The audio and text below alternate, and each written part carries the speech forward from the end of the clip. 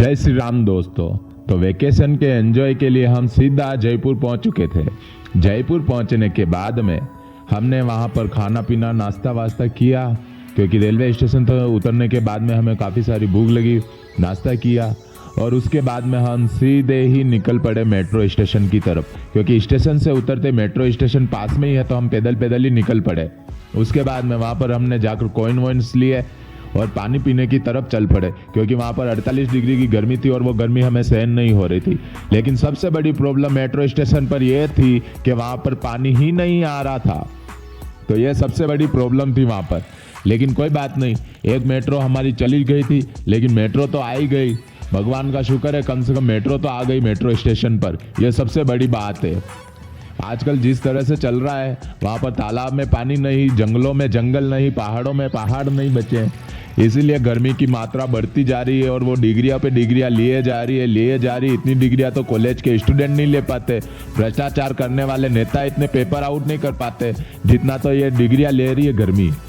उस गर्मी के बाद में हम सीधा ही मेट्रो स्टेशन से मेट्रो में चढ़ चुके थे, और मेट्रो में चढ़ने के बाद में हम इतने सारे एक साथ चढ़े, हम लगभग 15 जने थे।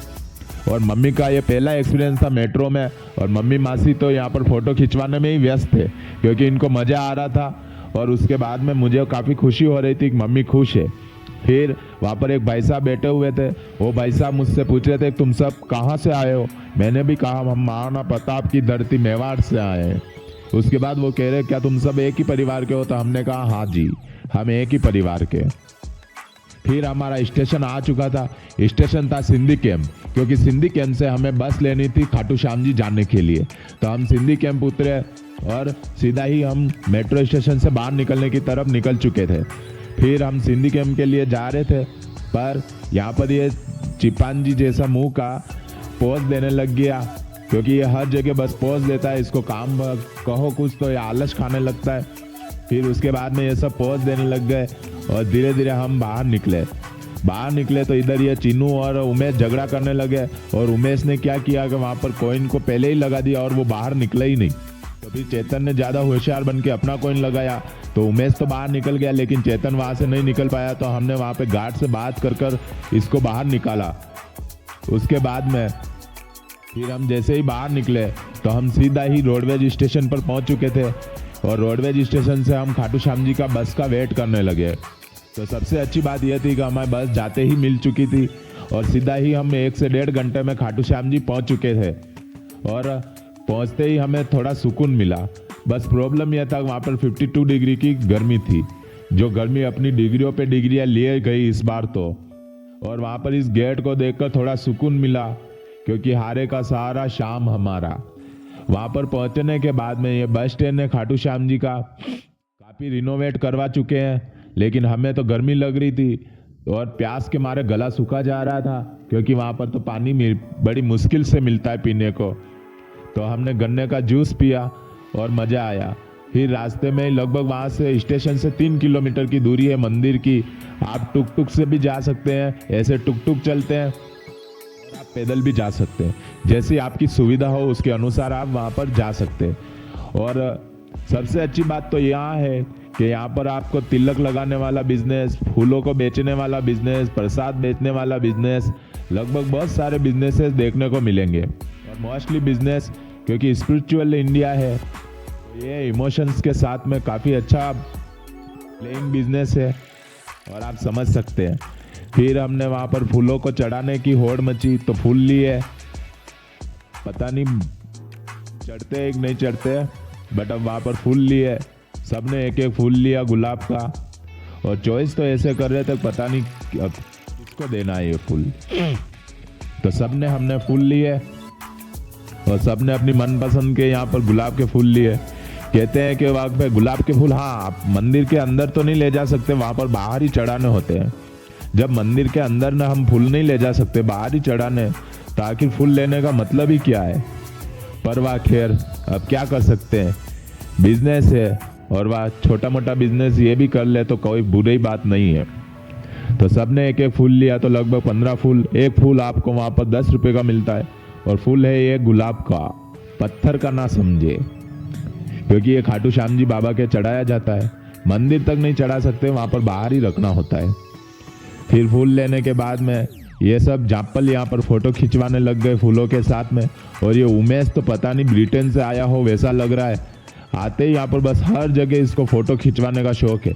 और काव्या ने तो पूरा अलग ही कलर का फूल ले लिया और मुझे तो गर्मी के मारे चक्कर आने लग गए। ये देखो मेरा हाथ भी चकरा रहा था क्योंकि मैं तो तेज तेज चल रहा था, लेकिन ये धीरे धीरे धीरे धीरे आ रहे थे।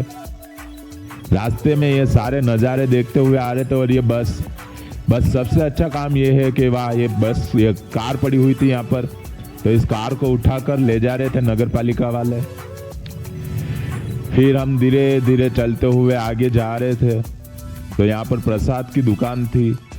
यहाँ पर सीकर के प्रसिद्ध पेड़े हैं और प्रसाद है, आप जो चाहे वो प्रसाद ले सकते हैं यहाँ से। काफ़ी अच्छा फेमस प्रसाद मिलेगा आपको यहाँ पर।